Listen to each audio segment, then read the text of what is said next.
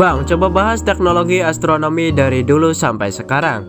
Nah, hal pertama yang bakal kita bahas adalah sejarah astronomi itu sendiri. Ilmu astronomi sudah ada sejak tahun-tahun sebelum Masehi, tepatnya di Ethiopia tahun 3500 sebelum Masehi.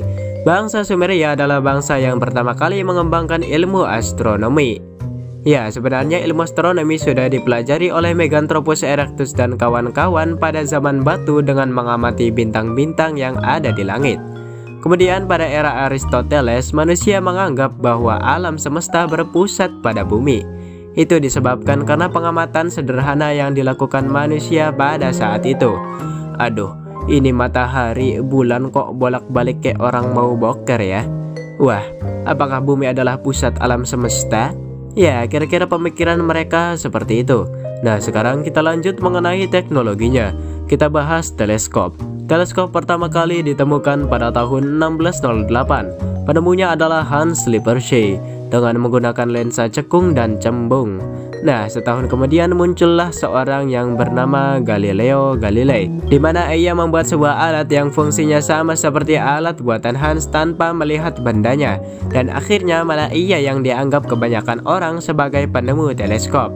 Ya, walaupun memang teleskop buatan Galileo lebih canggih ketimbang buatan Hans. Aduh, emang ya dari dulu manusia selalu mandang fisik. Nah, dari sinilah ilmu astronomi berkembang sangat pesat, karena manusia bisa meneliti luar angkasa.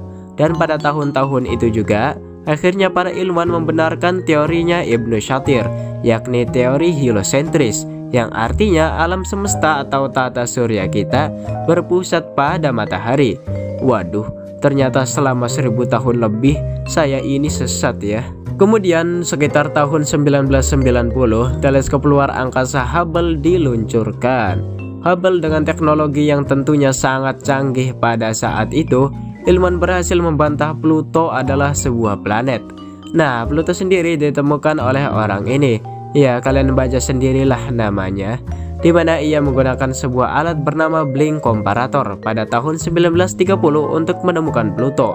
Nah, secara garis besar, teleskop sendiri terbagi menjadi beberapa jenis.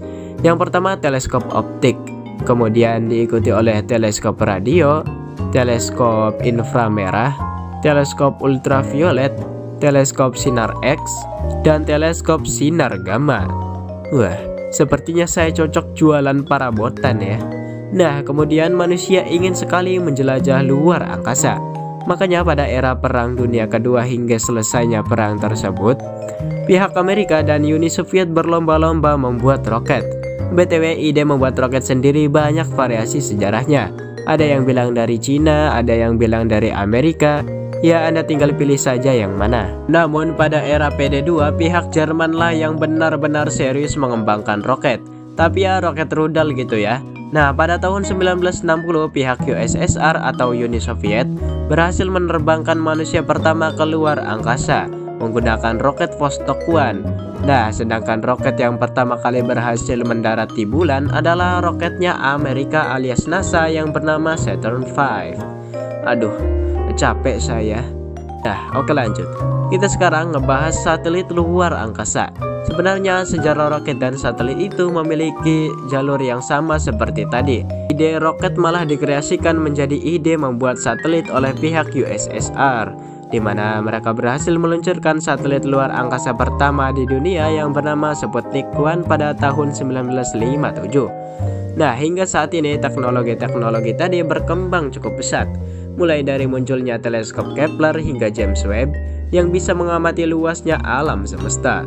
Kemudian dari segi satelit, total manusia sudah mengirimkan 7.500 satelit buatan yang mengelilingi bumi dengan berbagai fungsinya. Dari segi roket, manusia bisa menciptakan roket tanpa awak alias wahana antariksa seperti Voyager, Spirit, dan Opportunity, yang dimana mereka bertugas untuk mempelajari tata surya kita lebih dalam. Sebenarnya masih banyak lagi teknologi yang berkaitan dengan astronomi, tapi ya kalau dibuatin bisa seharian penuh durasinya. Emang Anda mau nonton? Mending nonton neneknya Tapasya ya kan? Aduh. Dan ya mungkin sampai sini saja videonya. Semoga Anda paham dan terima kasih karena sudah menonton.